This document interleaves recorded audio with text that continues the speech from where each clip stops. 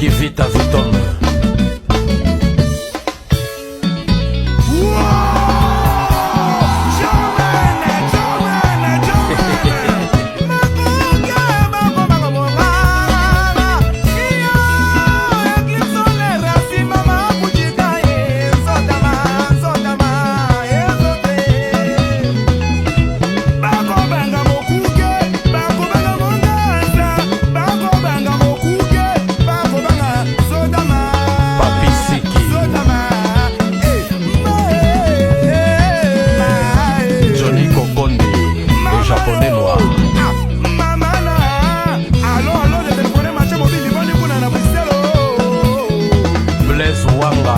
Yebisa arobase okimabila asimba molimo te.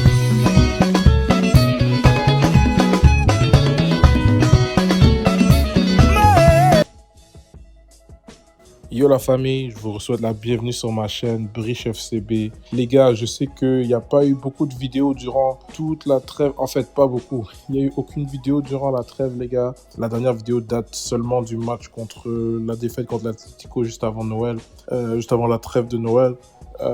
Mais inquiétez-vous pas les gars, j'ai suivi le Barça, j'ai vu les matchs, j'ai vu le match contre Barbastros en Coupe du Roi. J'ai suivi aussi toute l'actualité, tout ce qui s'est passé, les montagnes russes qu'on est habitué avec le Barça.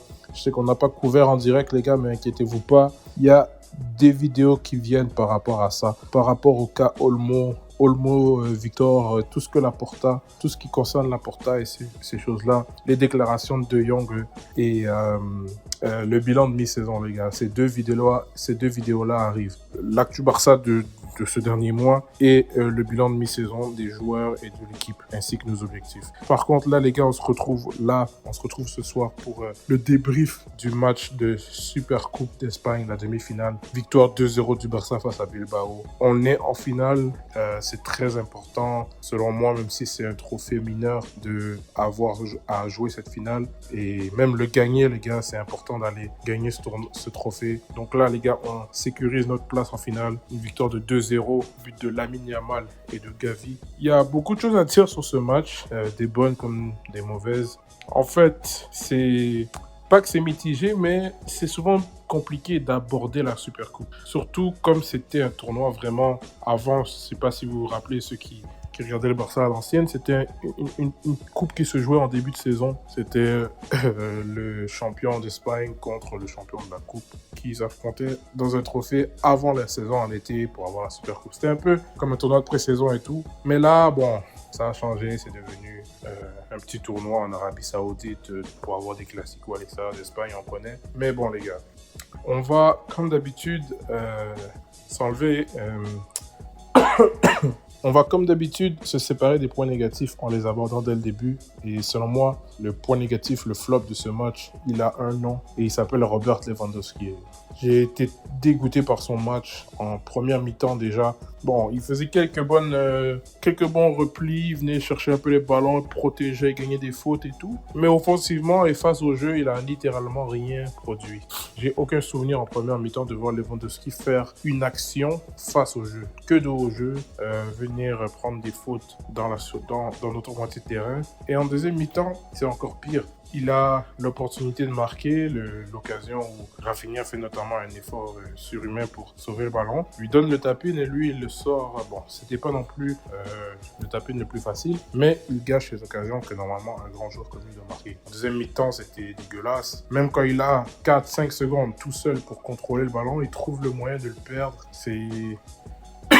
J'ai l'impression de revoir là, les gars, le Lewandowski de post-Coupe du Monde 2022. Là. Le Lewandowski qui joue avec les Timberland qu'on a vu après. Bon, en fait, est-ce que c'est le retour du mauvais Lewandowski ou c'est juste le retour du Lewandowski normal de 36 ans qui n'a plus les capacités? On va voir ça en tout cas en plus en profondeur dans la vidéo bilan et objectif. Mais bon, flop de ce match Lewandowski. Et j'ai envie de dire aussi, c'est très à contre-cœur ça, mais j'ai pas le choix. L'entrée de Frenkie de Jong, elle n'était pas très positive notamment. Il est directement impliqué sur un des buts. il est notamment impliqué directement sur l'un des buts hors jeu que Bilbao a marqué, mais celui-là, il est très limite, c'est vraiment hors jeu parce qu'il se fait arracher le ballon et vu que sur la déviation, ça envoie une passe, ça envoie Iñaki Williams en échappé, mais comme le fait qu'on enlève la balle à De Jong, c'est considéré comme une passe. Bon, c'est sauvé par le gong, je dirais, mais Frenkie De Jong qui gagne pas des points pour la confiance, c'est pas bon. Même si après, bon, il a été quand même intéressant offensivement, il a failli marquer, mais l'occasion qu'il a générée, selon moi, c'est pas acceptable. On peut pas, surtout que dans une situation où il essaie de regagner sa place, de se réimposer et tout, il peut pas nous permettre ça. C'est intrinsèquement peut-être si ce n'est le meilleur milieu de terrain qu'on a en termes de niveau intrinsèque, mais il peut pas se permettre ça. Donc vraiment, Levan et De Jong, c'est mes deux flops aujourd'hui. Le reste, les gars, c'était très bien. On va pointer quelques points particulièrement positifs de ce match. J'ai envie de signaler dans ce match Wojtek Szczesny d'abord. Les joueurs qu'on souligne, c'est Wojtek Szczesny. Inigo Martinez, on dirait que c'est à l'habitude. Inigo qui est un très grand match ce soir face à son ancien club. Il gère la pression, il gère la construction. Une très bonne entente avec Szczesny justement. Pedri qui enchaîne les masterclass et qui n'est pas brouillé cette fois-ci par une défaite. J'ai envie de mettre... C'est ça les tops aujourd'hui. Lamine Yamal, Rafinha, Gavi, malgré que ce soit des joueurs décisifs, ont selon moi pas fait leur meilleur match, mais c'est pas grave. Et c'est ça. Pour moi, les hommes du match, c'est vraiment Pedri, Inigo, Szczesny. Bon, les statistiques mettront Gavi dedans comme il est buteur-passeur, mais le niveau que j'ai été content de voir vraiment, les gars, c'est Szczesny. On va aborder justement une rubrique pour Szczesny dans cette vidéo.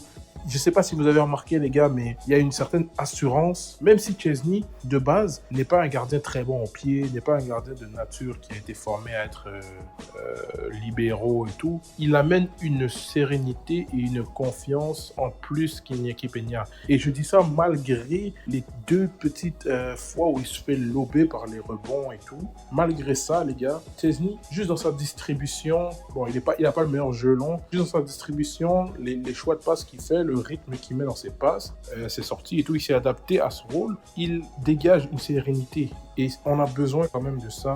Et Iñaki Peña, selon moi, peut apprendre d'un grand professionnel comme lui. Il a appris de Ter Stegen pendant plusieurs années. C'est bien qu'il voit une autre manière de travailler, comme j'ai souvent dit, et qu'il prenne aussi de Szczesny.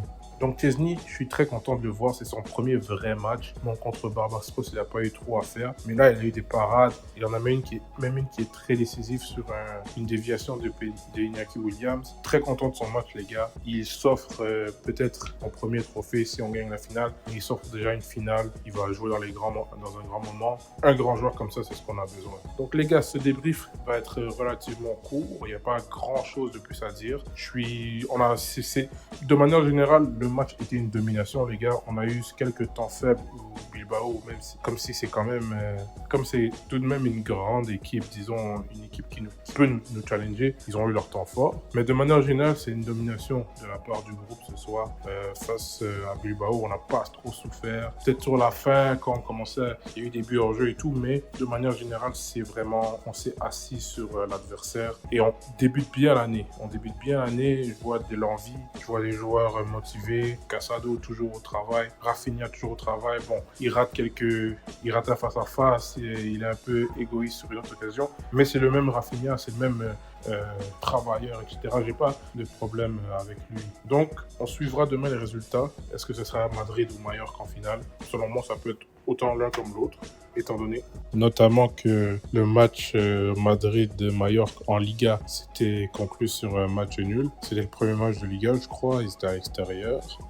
Donc, le Madrid n'est pas garanti de gagner, même s'ils sont dans une meilleure forme ces derniers temps qu'on va dire nous, si on compte les matchs et qu'ils n'ont pas perdu autant de points qu'on a donné. Demain, ce sera un match relativement serré, même si Madrid est favori. On suivra ça pour voir qui sera notre potentiel adversaire en finale. Il y a potentiellement un Classico, donc on préparera ça si c'est le cas Les gars, je vais vous prendre un petit moment aussi pour vous souhaiter la bonne année. Je sais qu'il n'y a pas eu de vidéo durant la période des fêtes, donc il n'y a pas eu d'occasion pour moi de vous le dire. Ceux qui célèbrent Noël, un joyeux Noël, un petit peu en retard pour vous aussi. Mais c'est ça les gars, donc la bonne année. Les objectifs sur la chaîne, ça va vraiment être de suivre cette fin de saison à la lettre, de accompagner le Barça dans ça. Grandir aussi, je me mets pas nécessairement d'objectif d'abonnés. Je veux vraiment publier le plus possible pour grandir dans cette année. On fera aussi un bilan en fin d'année 2025. On verra comment cette année sera conclue, mais on y va un jour à la fois pour cette nouvelle année. Donc les gars, c'est ça vraiment. Une bonne année à vous tous. Et on se retrouve dès demain pour la suite des choses. Demain, ce sera soit la vidéo bilan, soit la vidéo de l'actu Barça, de tout ce qui s'est passé, Olmo, De Jong, tout ça. Donc on se retrouve demain. On se retrouve demain les gars pour la suite. Et je vous dis à très vite. Et comme on le sait tous. Visca el Barça! Visca Catalunya! Visca el Barça, sempre. Visca el Barça i visca Catalunya!